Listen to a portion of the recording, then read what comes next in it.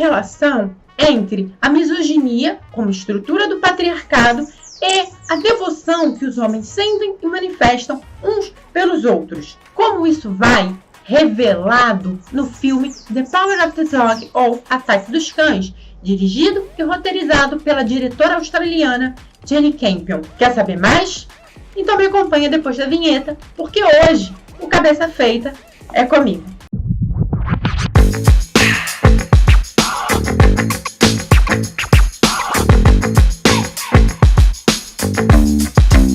Em meados da década de 20 do século passado, dois irmãos administram o rico negócio familiar, um rancho no interior dos Estados Unidos. A relação deles é tensa, complicada e começa a degringolar de vez quando o George resolve se casar com a Rose, uma mulher de meia idade que tem um filho adolescente, entrando na fase adulta, pobre, dona de um comércio dos arredores e, a partir daí, introduzida na dinâmica familiar desses dois irmãos. O Phil não gosta nada disso e resolve, então, atormentar a vida da Rose, crente que ela é uma ameaça, seja a relação dele afetiva com o irmão, seja a continuidade dos negócios ou a sua fortuna. O que nós acompanhamos é gradativamente e sucessivamente as tentativas do Phil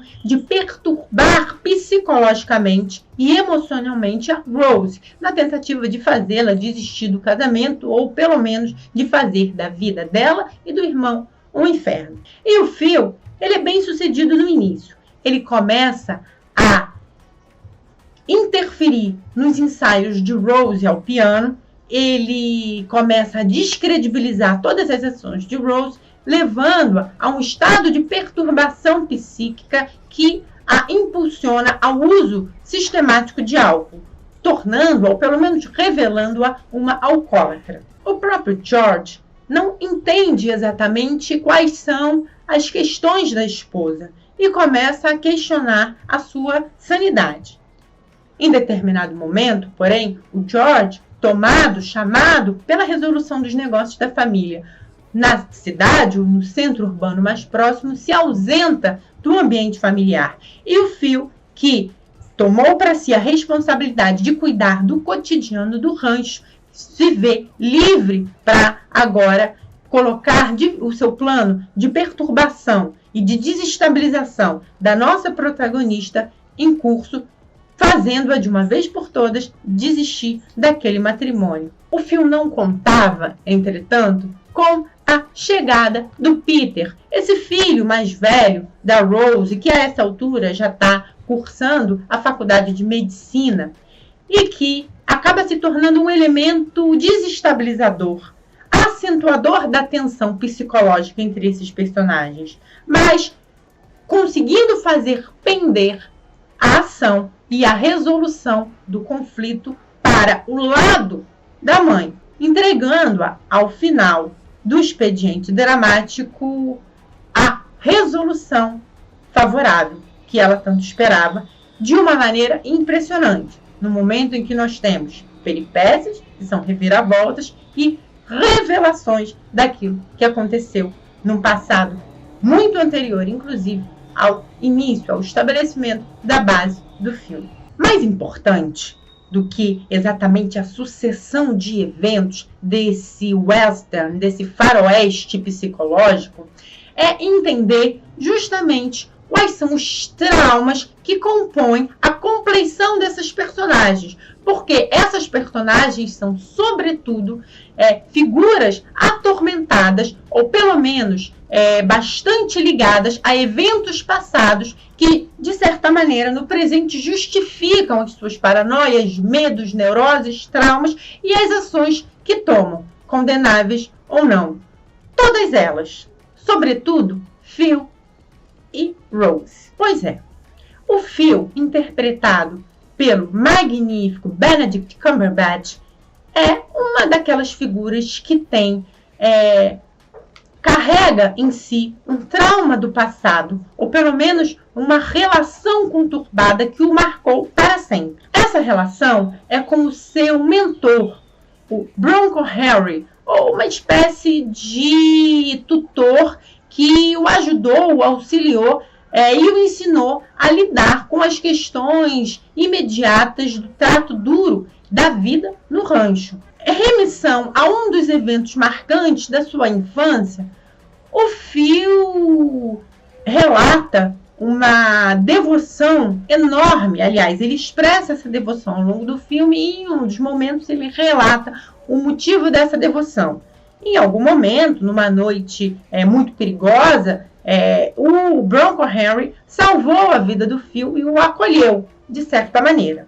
Esse evento, feito de gratidão, de reconhecimento da força e de uma confiança ligada a valores e a expressão de uma masculinidade bastante performática e, portanto, muito tóxica, vão marcar a própria personalidade do Phil e se relaciona à ojeriza que ele sente a tudo que é feminino, ou pelo menos a tudo que é também ligado ao universo do feminino. No início do filme, inclusive, quando ele e o irmão visitam pela primeira vez o estabelecimento da Rose, em que ela vive com o seu filho Peter, ele acaba, de certa maneira, fazendo troça dos enfeites que ele encontra na mesa e, principalmente, sendo bastante violento quando descobre que esses enfeites são construídos pelo seu filho Peter, um menino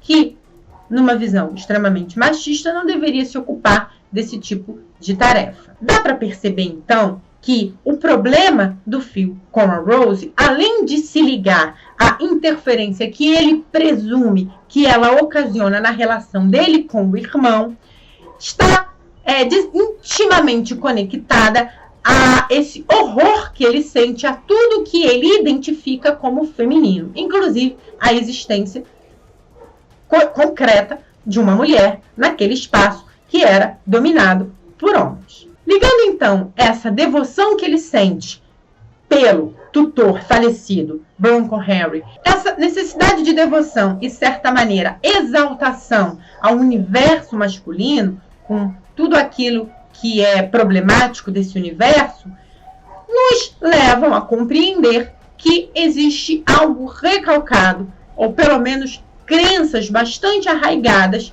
que vivem na personalidade, que conformam essa personalidade, da personalidade do Phil. Pois é, ele até consegue desestabilizar a saúde emocional da Rose, e ele se esforça muito por isso. Porém, quando o Peter chega para passar um final de semana com a mãe, ele que no início tenta conduzir o mesmo tipo de perturbação no filho que ele vinha construindo em relação à mãe dele, acaba sendo capturado por uma série de artimanhas. A Jenny Campbell é sensacional. Ela é autora de uma série de obras muito valorosas e ricas em detalhes e ricas em concepção. Mas aqui eu acredito que ela se supera, porque um filme, um western, em que você espera uma sucessão de eventos eletrizantes, mas onde nada disso acontece, porém você continua conectado no desenvolvimento do roteiro pela qualidade da tensão psicológica, sem recorrer, portanto, para isso, à sucessão e ressucessão de planos eletrizantes cheios de ação, é algo de tirar o chapéu. Conseguir esse filme é digno de nota. E mais do que isso, essa concepção está intimamente ligada à revelação desse fundamento misógino na devoção que os homens têm pelos homens. Uma espécie de insegurança, uma espécie de medo e até desejo recalcado são colocados como elemento dinamizador que faz o conflito avançar. É por isso que essa obra é tão interessante e deixa a audiência capturada. Quando o Peter volta, então, o que nós vemos é a reversão desse processo de dominação psicológica.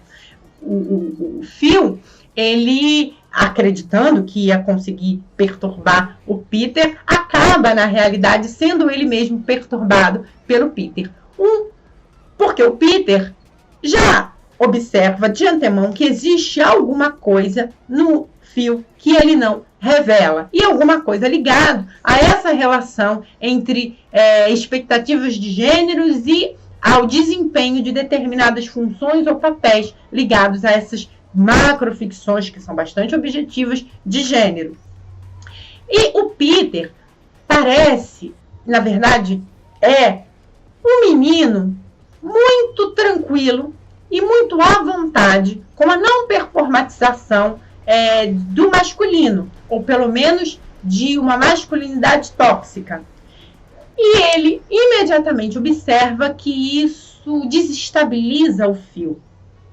E desestabiliza de diversas formas. Ele utiliza, por exemplo, essa perturbação emocional que a própria figura dele ocasiona no Phil para acessar os seus segredos. E, fazendo isso, vai conquistando a sua confiança.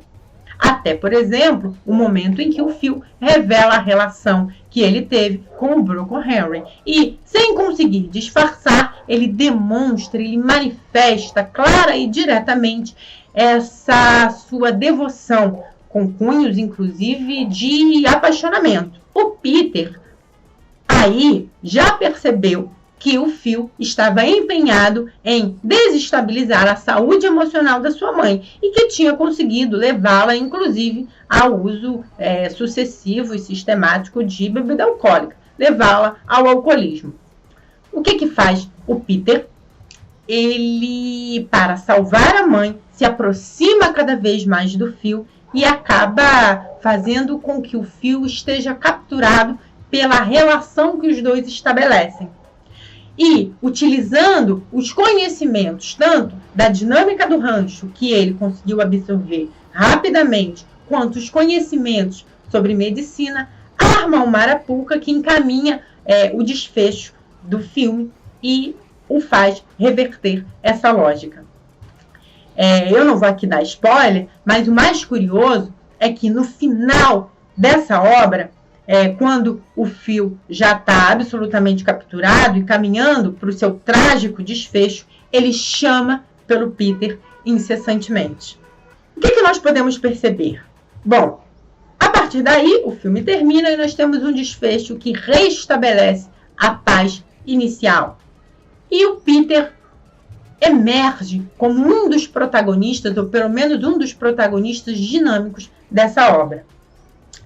Curioso notar que a Jenny Campbell faz esse filme funcionar como uma das mais brilhantes metáforas sobre as relações de gênero, os papéis de gênero, as ficções ligadas a esses papéis, portanto, as ficções de gênero, e como ela, ao desestabilizar lugares comuns, nos faz refletir sobre tudo isso. Em primeiro lugar, essa relação que eu citei no início do vídeo. Como é que a devoção dos homens, que pode ter um cunho de apaixonamento, um cunho de desejo sexual ou não, e aqui eu abro um parênteses, não podemos aqui apostar numa relação direta entre homossexualidade e misoginia, não é isso que está colocado, mas uma devoção muito clara, uma forma de paixão que os homens sentem uns pelos outros, está assim ligada a esse desprezo por tudo que as mulheres conseguem construir de forte, de valoroso. Um desprezo pela vida e pelas construções que as mulheres organizam concretamente na nossa sociedade. Ao explorar essa relação, ela relaciona isso a uma possibilidade de homossexualidade latente ou patente, homossexualidade não no sentido, e aqui repito, de uma relação sexual apaixonada, mas de uma relação de um para um, uma relação de identidade de gênero que pode, ou que muitas vezes funciona como estrutura desse sistema patriarcal, e a introdução de um personagem que é do gênero masculino, um personagem que não tem, ou não parece ter, uma relação homossexual, ou pelo menos uma sexualidade manifesta, que é o Peter, que foi criado pela sua mãe e nos parece que foi ou ensinado, ou que foi socializado com essa mulher para que não reproduzisse essa ojeriza, pelo menos de forma automática, e é esse que se torna o maior aliado dela, utilizando justamente essa brecha dessa devoção que os homens sentem uns pelos outros para reverter a situação em favor de sua mãe. E esse personagem, que curiosamente seria aquele que, ao não performar o gênero masculino e também não performar exatamente aquilo que a gente espera das expectativas dos papéis de gênero, consegue entregar uma saída que apresenta um desfecho favorável a Rose e ao próprio Peter. Queria deixar a indicação dessa obra, a minha torcida pela Jenny Campbell nas próximas premiações, sobretudo na premiação da Academia, do Oscar, que vai acontecer agora em março de 2022, agora dia 27. Queria pedir, enfim, que vocês leiam essa obra original, que tem uma série de elementos que não conseguem ser melhor desenvolvidos no filme, que tem proporções reduzidas, e queria dizer que é importante que nós abordemos leituras como essas e adaptações como essas, sobretudo sobre a ótica das mulheres, construído por uma mulher, para que nós, além de começarmos a refletir sobre isso, constatemos a necessidade de mulheres dirigindo e determinando o ângulo, o enquadramento, a foto e a perspectiva crítica, que vai nas relações dramáticas de qualquer literatura. É por isso que é importante uma perspectiva autoral de gênero feminino. Obrigada, é isso.